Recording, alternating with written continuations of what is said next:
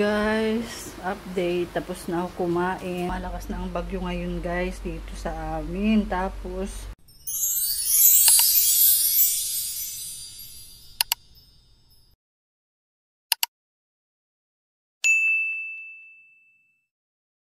guys, nagluto ako ng sinabawang tuna pa nga. Ayan o.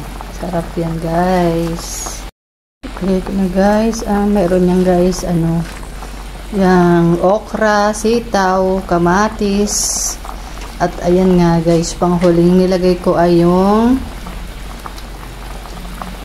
kangkong guys, ayan, very healthy ang ating ulam ngayon guys, and I'm sure magugustuhan ito ng aking panganay na anak. Gusto rin niya yung mga ganito guys. Sarap! Ayan na nga guys, yung aking nilutong tuna pa nga na sinabawan. Ayan na guys, let's eat na tayo guys. Okay guys, thank you.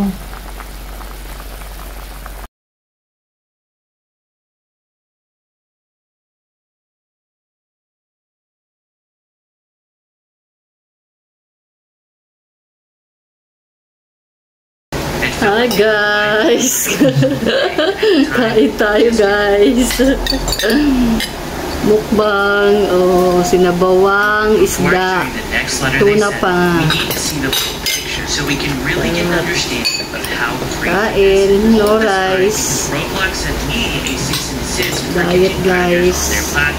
Reporting them to law enforcement that they would then video, they would report to the police, and then only after when they let Roblox know. The real reason why they sent me a cease and desist letter is because what I'm doing contradicts the image that they're trying to build. The image that is the safest place for anyone on the entire internet. That's not me paraphrasing either.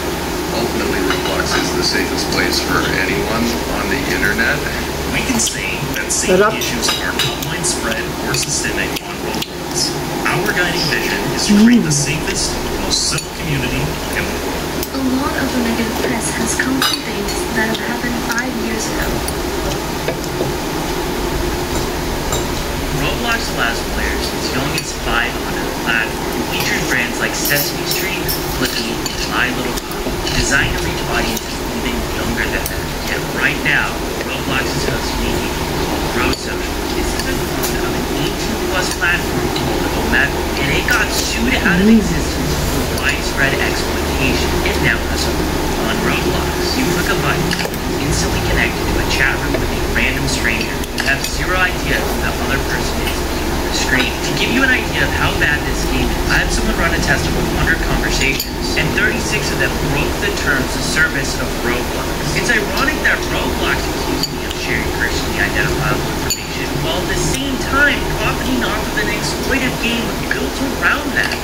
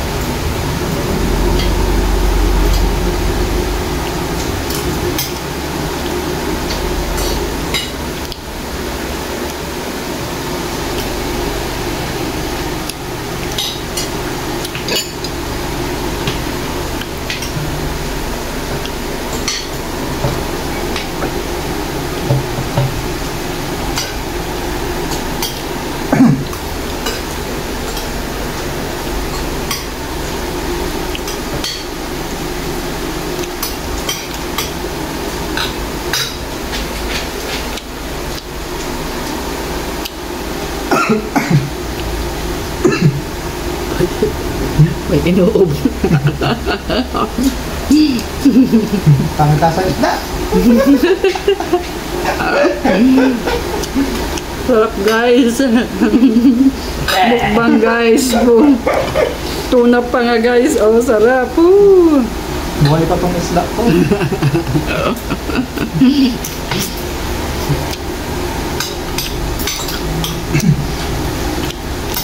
Kasama ko dito guys, nabulunan na guys sa sobrang sarap.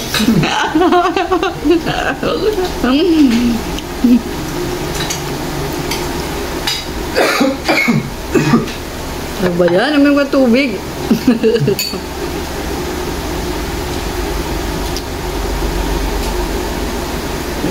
Ay, may ano, kaliskis. Kapal lang kaliskis.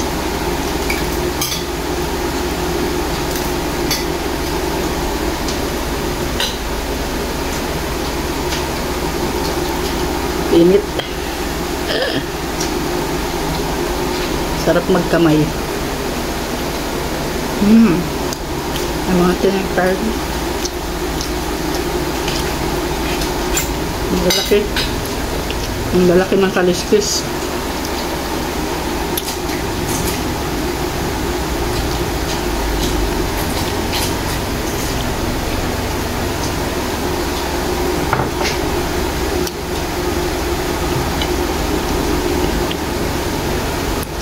Sarap guys. Aray.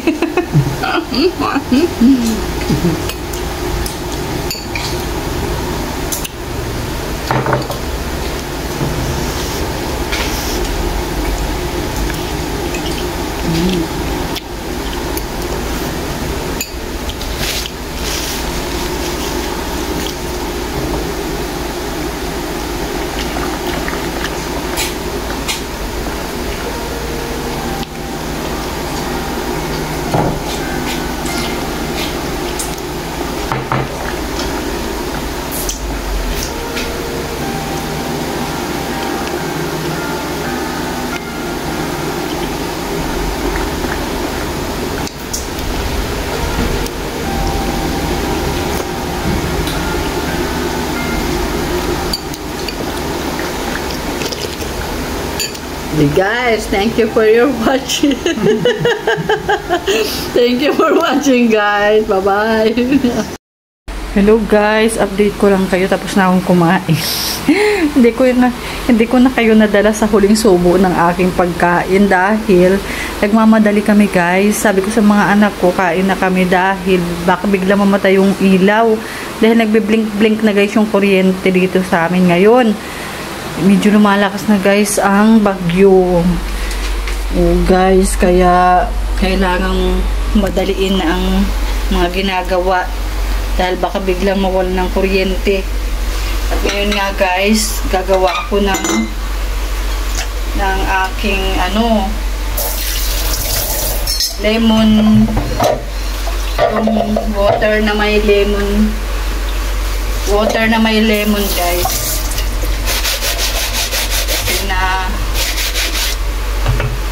Ilang araw na nakababa dyan kaya magre-refill na ako.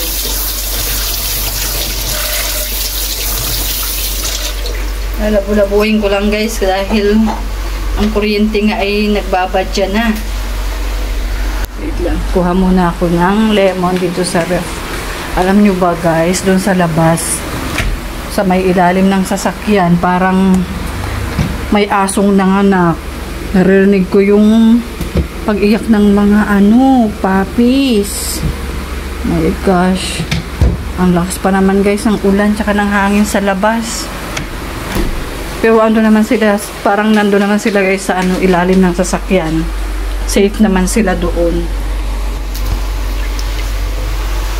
Kasi mayroon guys ditong askal na buntis.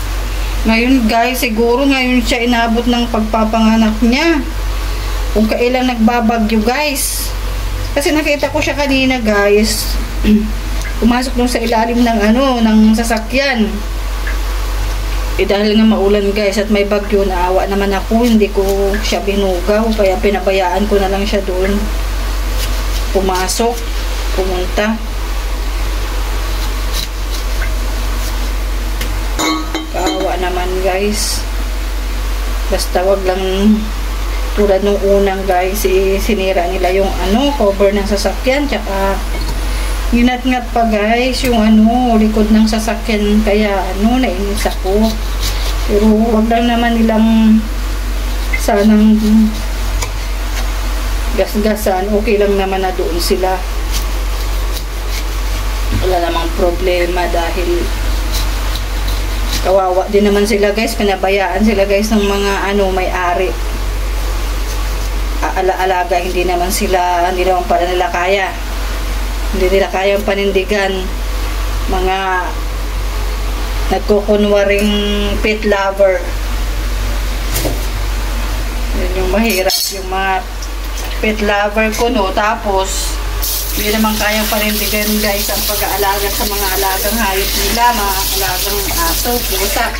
Kaya ang dami ditong dalang aso at pusa guys sa amin. Siyempre guys, di naman natin pwedeng kupkupin dahil wala naman tayong space. Dahil pag may ganyan ka guys, dapat malawak yung space mo. Ang liit naman ng bahay namin dito guys. Hindi pwede mag-alaga ng maraming aso.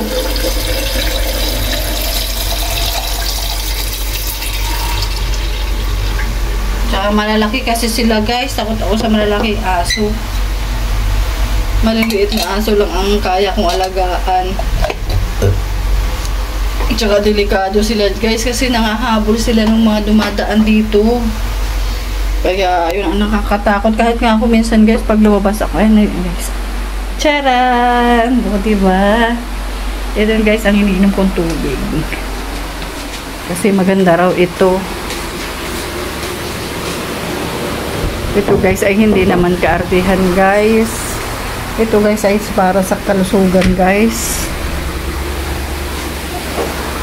Kasi dati ayaw ko naman talaga ng ganito guys. Kaya lang ngayon kasi kailangan na. Kailangan na talaga guys. Dahil mas mahirap kapag nagkakasakit guys. Mas magastos. Tsaka yung stress. Yung matindi kasi guys yung stress. Kung na-stress tayo dahil tayo ay may sakit, lalong lumalala ang sakit. Ganun yun guys. Punas lang ako guys kasi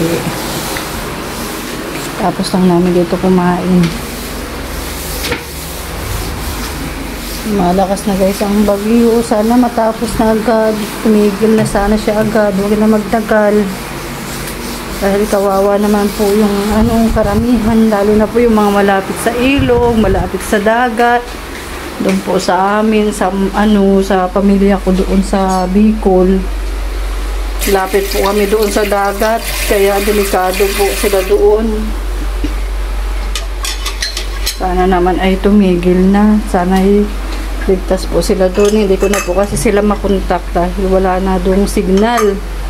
Dahil doon po sa amin, kunting ulan, kunting hangin ay namamatay agad ang ilaw, ang kuryente. Pinapatay agad nila.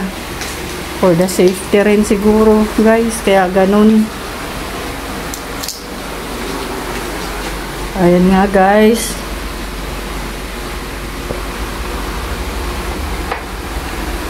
Dahil nakakain na kami, guys. Hindi na ako mangangamba na mawala na yung ilaw. Kasi kanina guys nagbe-blink-blink, nervyos ako. Dahil ang hirap kumain guys, di ba? Pag madilim. Pero na-charge ko naman na lahat guys ng mga dapat i-charge. Yung mga emergency light, na-charge ko na lahat ng kailangan namin, meron na. Kaya dali-dali kami kanina guys pumunta sa grocery dahil wala na kaming stock guys, para in case of diba, may pagkain tayo dito, hindi nalalabas para bumili kasi delikado sa labas kapag ganitong nagbabagyo tapos saka ka palalabas. Kaya kanina guys pumunta muna kami sa grocery, tapos saka kami dumaan sa simbahan para ay my goodness, ang lakas na ng hangin guys sa labas. Ay Diyos ko, okay lang sana sa akin guys kahit ulan, basta wala lang hangin.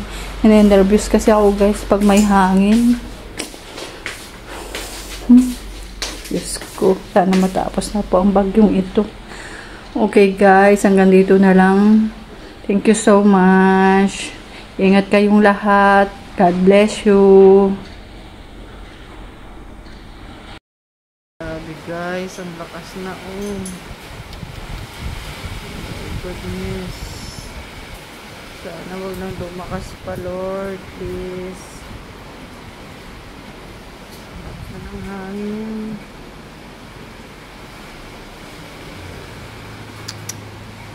Okay lang sana guys kung ulan eh. Kaya lang may kasamang hangin. Yan.